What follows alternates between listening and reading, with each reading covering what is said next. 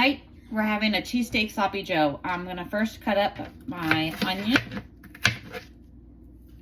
All right, my onion is all chopped up, and I had some pepper in the freezer that I pre-cut. So one less thing I have to do for this. All right, I got these loaded potato tots. They have cheese and bacon in them. We're gonna have this as our side with our cheesesteak sloppy joes. So I'm gonna get these in the oven while I make everything else. Okay, that's not very many. I'm gonna put some regular tater tots on here too. All right, that's better. We'll each just get a couple of the loaded potato tots.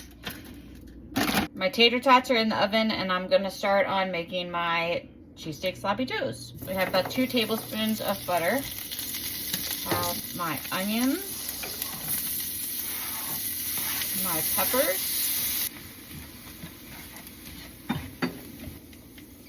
All right, my onions and peppers are cooked down. I'm gonna add a spoonful of garlic. I'm gonna get this moved to a bowl temporarily while I cook my ground beef.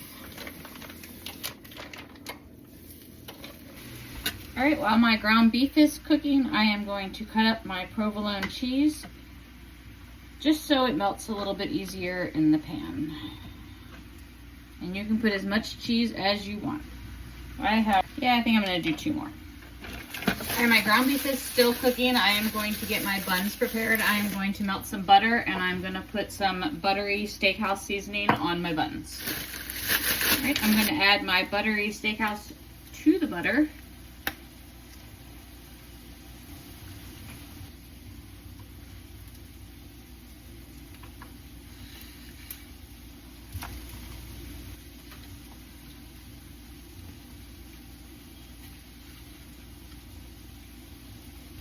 I'm gonna flip my buns upside down, and I'm gonna put them in the oven until they get toasted.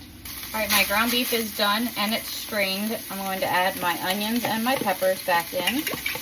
I have 1 cup of beef broth mixed with 1 spoonful, just a regular spoonful of cornstarch.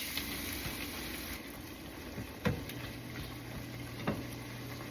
right, that's been cooking just long enough for me to clean up the kitchen a little bit. I'm going to add my cheese.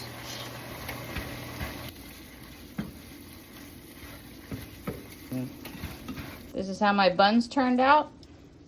And there's my tater tots. All right, my cheese is all melted. I will get this plated up. I'll post a picture at the end of the video. And as always, thanks for watching.